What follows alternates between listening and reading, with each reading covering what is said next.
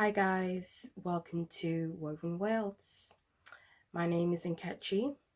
My name is Liz. Today we're going to discuss a serious matter that keeps happening and has happened for many years already. And most of you are all aware of what's been happening in the Black community. Now, this is how I feel about the events that happened. It's very sad that people cannot trust who is supposed to be the authority and protection for the public. It's also sad that people's rights are not being respected, especially people of color. No matter how you look at it, we are all under one roof that we call Earth. In order for us to keep this planet peaceful and alive, we need to stop looking for superiority among races, among people, among us. We need to respect and learn to respect each other. Otherwise, chaos will bring more chaos. Let's support each other instead of bringing each other down. One of the many ways to support people of color is to support the Black people community, is to integrate them more into our society instead of putting them aside. We need to stop doing that and also, most of all, most important of all, respect their lives. If you're tired about racism, imagine how some people are tired of experiencing it. Yes, guys, so this is my point of view about the matter that just happened, but I think Hoon can tell you much better, and if it's my soul sister, so I'll pass you on to her now. So, it's been really difficult for me to make this video because dealing with the death of George Floyd and the aftermath of what's happened has it's really affected me, and it hasn't been easy. Even when I was making videos over the past couple of weeks, I tried to put on a brave face and, just try and power through and carry on as if everything's, copacetic when it's the complete opposite. This video is to basically explain where we stand, and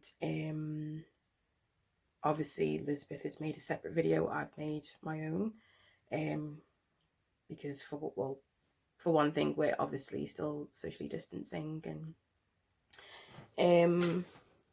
she'll have a hair take, I'll have mine. So I want to start off by saying rest and power to George Floyd, as well as other countless Black lives that have been lost to this system that we're in. Speaking my truth about this is really important because I don't want anyone to get really confused about where I stand.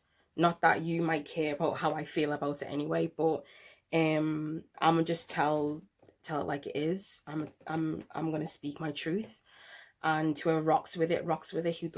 Whoever doesn't, okay, that's fine.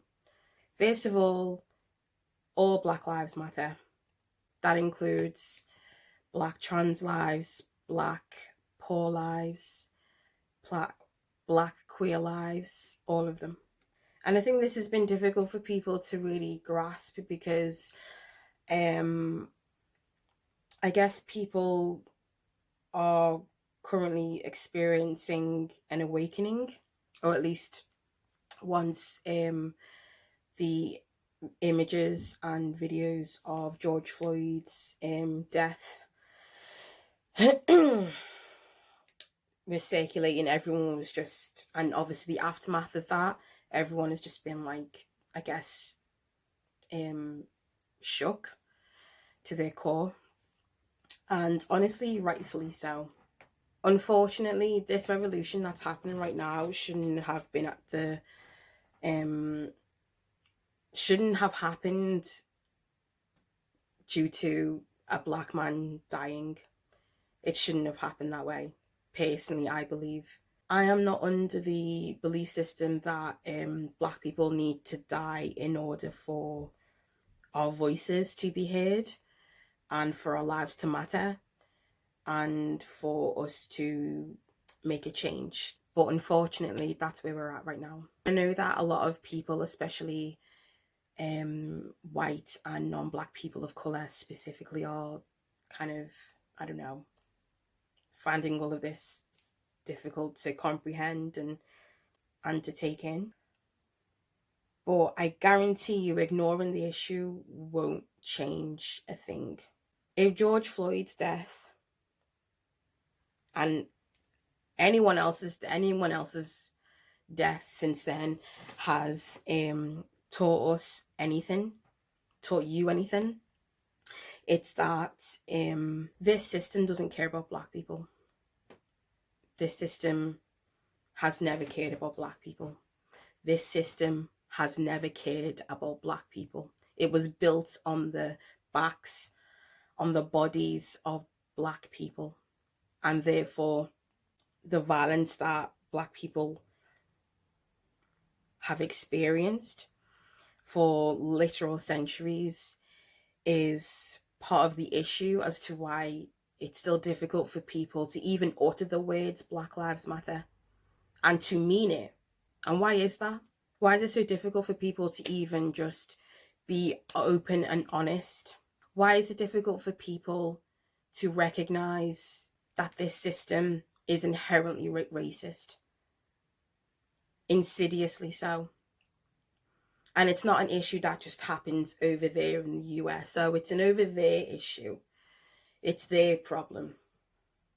It's a black problem. It's nothing to do with us as white people or non-black people of colour.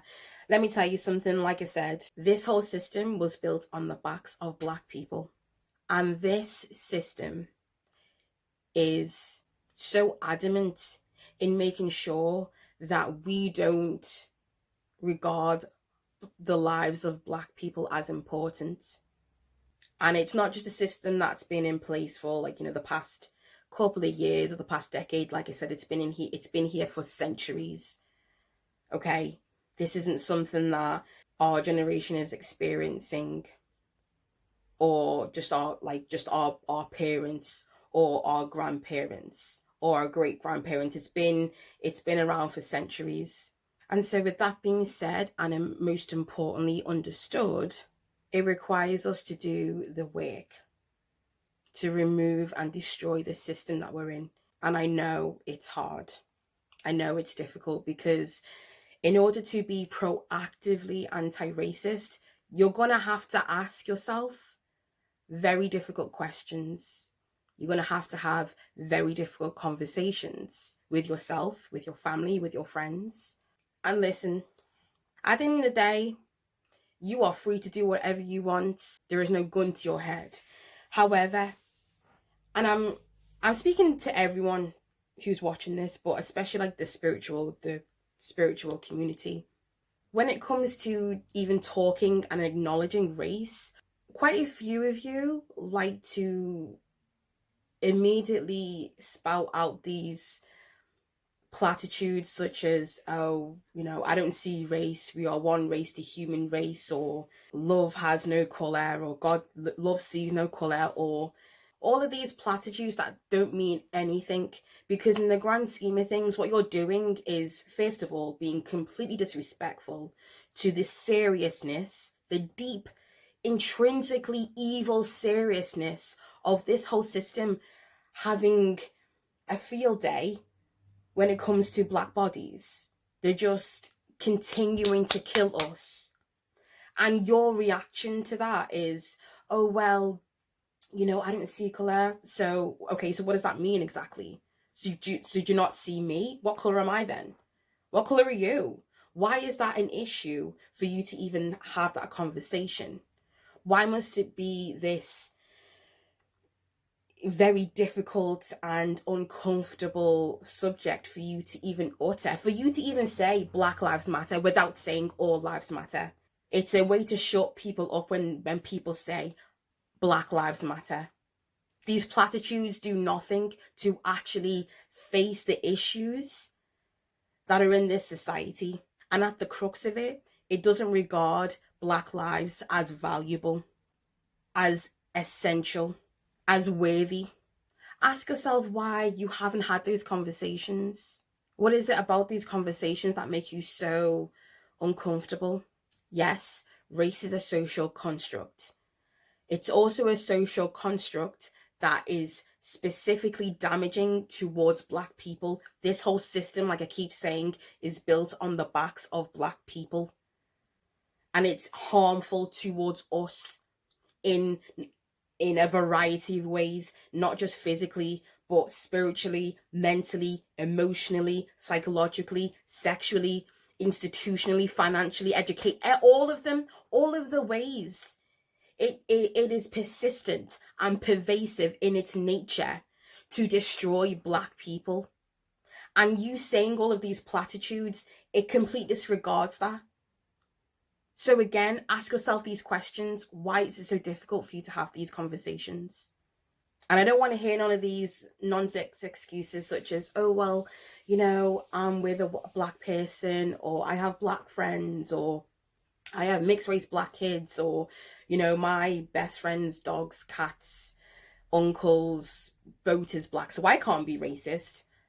Again, what does any of that have to do with anything? If anything, if there are Black people in your life, especially as a white person or a non-Black person of color, you should be proactive in having an understanding and awareness of how intrinsically racist this society is. And when I'm saying this society, I mean society at large on a global scale. Because again, people like to make out as though racism is a US issue. It's an over there issue. Sweetheart, this country, and by this country I mean the UK, even the city I'm in, Liverpool, which was a vital part of the transatlantic slave trade. This is the motherland of racism. And the people that brought that were racist here took racism over there and carried it on in a much more violent way. So please don't come at me with this, oh, well, you make out as though everything's racist. Yeah, because everything is racist, sweetheart. Where have you been? Where have you been? So, if you are really about that life and you want to expedite this process, yes, that we are currently in, if you also have been affected by this nonsense ass system that we're in, if you've been affected by George Floyd's death and Black death in general, what are you doing to combat that? What are you doing to help us destroy this system, uproot it, not just put a band-aid over it, not just say, oh, well, we're going to acknowledge it, not put a black box and be like, oh, we see you and we hear you. What does that even mean? What does that even mean? Because you're just doing what everyone else is doing. You've got your little black box. You're carrying on as if it's just business as usual, as if Black lives don't matter. What is the point? So I say this to you, if you're really about that life and you want to change this system, and by change this system, this whole matrix that we're in, and you want to uproot it, you want to destroy it, do your work, do the due diligence, use the same search engine that all of us have been using, Google. Okay, she is your best friend. She will direct you in the right places to go and the right resources to look into. Because let me tell you something, this work isn't temporary, it's permanent. This system has been here for centuries. And I'm praying to God that it doesn't take centuries for it to uproot. But I'm also aware that this system changing for the better might not happen in my lifetime.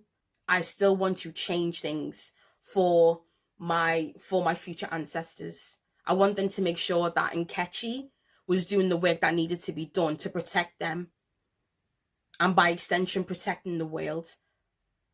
So I'm doing my part to not be so laissez-faire about it. Like, no, it's going to affect you. It's going to affect your children and their children and so on and so forth. And if you really are about that life, if you really want to change things, it requires you to do the work. It requires you to sit with yourself and really get to know yourself in a way that you may not like. You might find parts of yourself that you are very shocked and embarrassed by. Okay, be shocked and embarrassed, but carry on.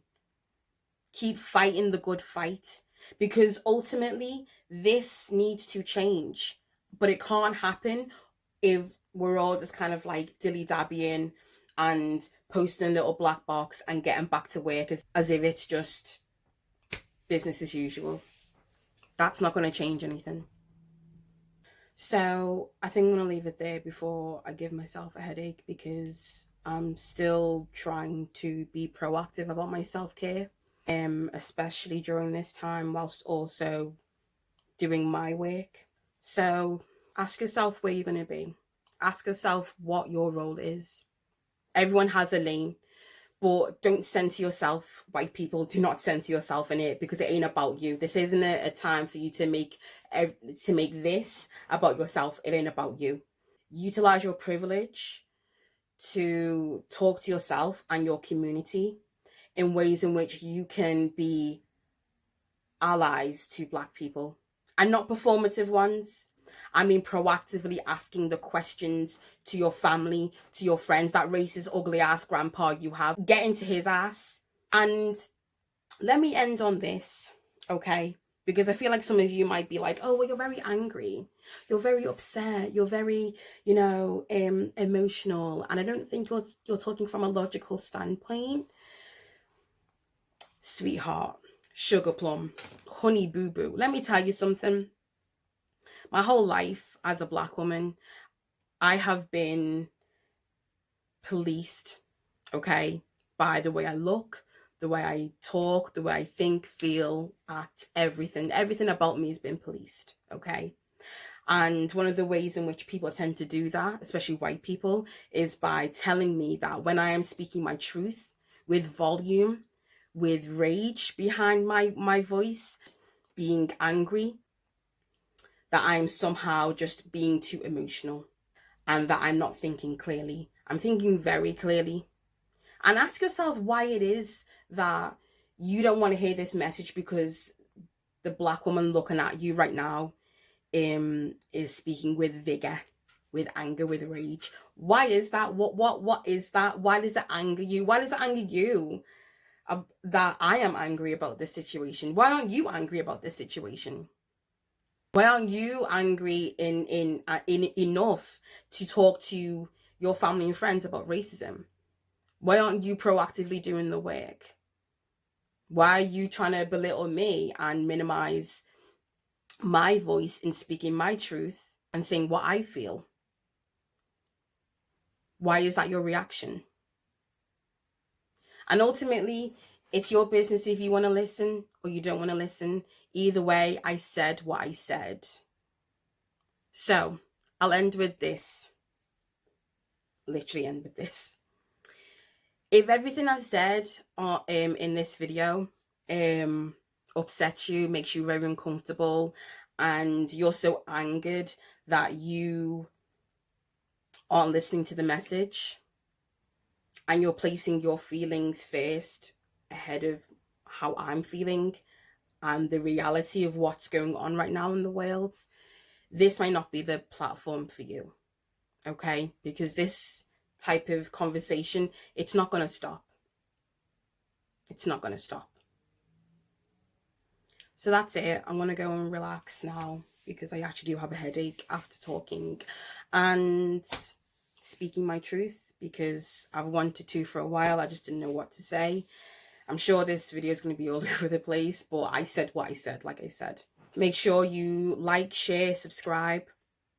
Come say hi to us on our social media pages. And Black Lives Matter. All Black Lives Matter. Period.